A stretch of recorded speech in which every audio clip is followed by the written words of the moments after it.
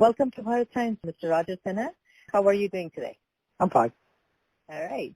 We hear that there's going to be a concert in Montreal, Instruments of Happiness, Guitars Electric, and it's a slow, peaceful music, and you will be performing dance performance with them on February 15th. Yeah. Mm-hmm. So tell us a little bit about it. How long have you been performing dances, and what kind of dance do you perform? Well, my company will be celebrating its 30th anniversary next year, Sinha Dance. Initially, it was quite a significant mix of Indian dance and contemporary dance, but also the subject matter also related very much to my relationship with as a South Asian man born in the West who has very little connection or contact with his Indian background. In fact, I don't speak Punjabi, I don't speak Hindi, I don't speak any language. I was brought up basically, I keep saying, because I was born in London, England, I was brought up on fish and chips and not cumin and curry.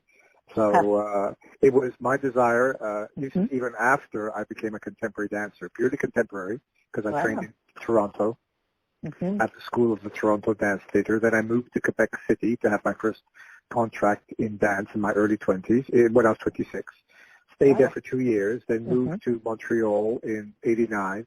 And then only after a few years, like say 92, 93, where I realized that there was something missing in my life, something missing in my creative process, and that was that part of me that was erased, my Indian part.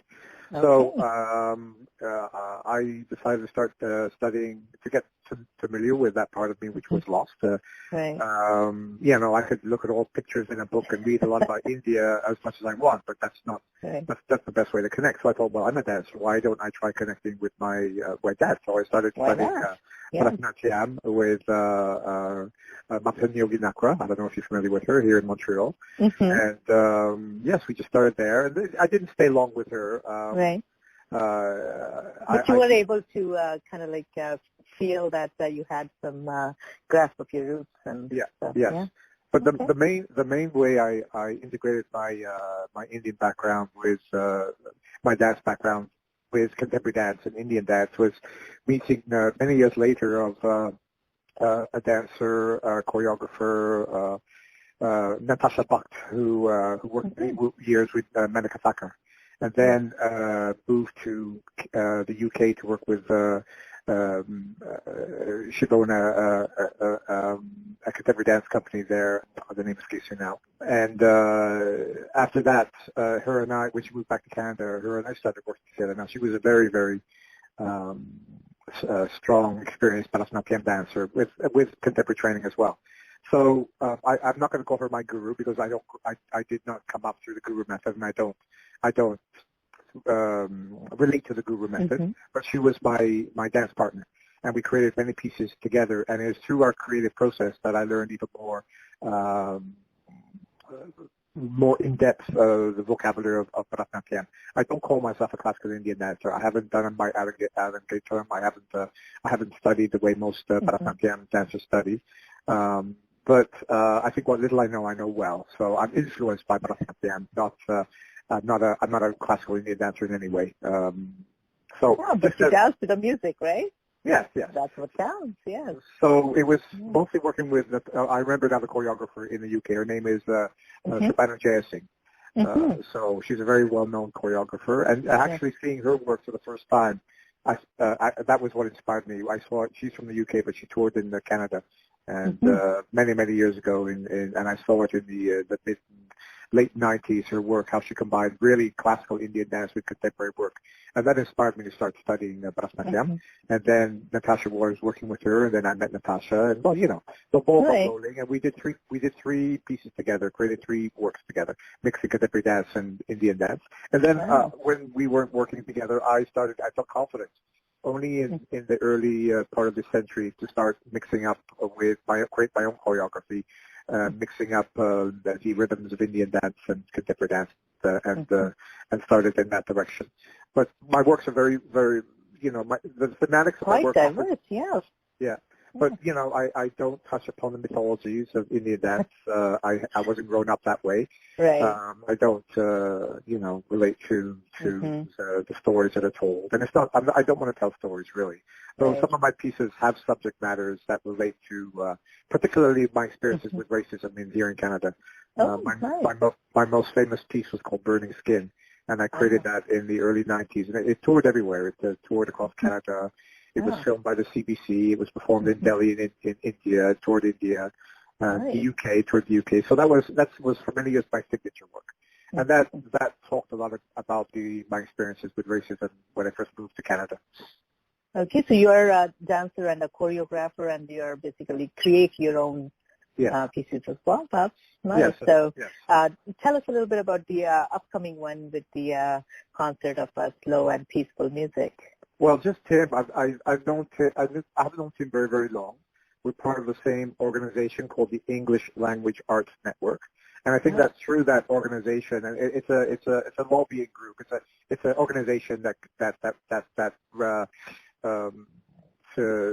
works with English artists, and I think Tim just found me out through there. We do numerous meetings and things like that, and I think what he did is just saw some of my work on Vimeo and YouTube, and he had a desire to do a project with dance, and so he asked me. And so the project that we're going to be doing is actually after this. It's a lot longer process, but we thought that we would just start out by doing this small little project together. When I say small, it's very small, because normally I rehearse my last piece. I've rehearsed around 100 hours to create my last work of an hour. Okay. And but this one we only worked just a few hours, less than 8 hours to rehearse with them and my dancers. We have our only one rehearsal tonight with the musicians. Now, normally I've worked with the musicians. You rehearse with them for numerous occasions. But it's just like it's because it's all improvisation. My goal was to create a kind of improvisational structure, and that's pretty well it. And that's what I've worked with the other dancers to create a structure, integrating a different kinds of rhythms. But the thing is, he really emphasizes it on the work being very, very slow, which is hard for me because in most of my work I move very, very fast. So a lot of the structures, a lot of the way we move, I encourage myself and my dancers to move in a very, very slow way. And yes, we only had one rehearsal yesterday with my dancers, and we created like a sketch because we didn't want to. We weren't working with the musicians, so we didn't want to go too far. We also, when we work tonight with the musicians, I think we'll solidify our concept and our ideas, and then it'll all come together on a Saturday night. It's an evening of improvisation, so it has. So there's a structure to it. Basically, it's creating it as we perform. Oh, that is wonderful, Mr. Sinha. It's great work that you're doing, and keep it up. And we will see you on February 15th at 8 p.m. at Espace Hélène Letendre, Eglise de Gesu, Church Gesu at 1200 Blurry, Montreal. And so I encourage people to go and see Mr. Sinha and listen to the concert. And anything you would like to say to the listeners, Mr. Sinha? Well, just come with an open mind and just enjoy the experience with us, because you'll be experiencing it at the same time we will be. We will be creating in front of you, and you will be experiencing our creative process. Okay, great. So we'll see you there then on February 15th. Thank you very much. Thank you. Okay. Bye. Bye-bye.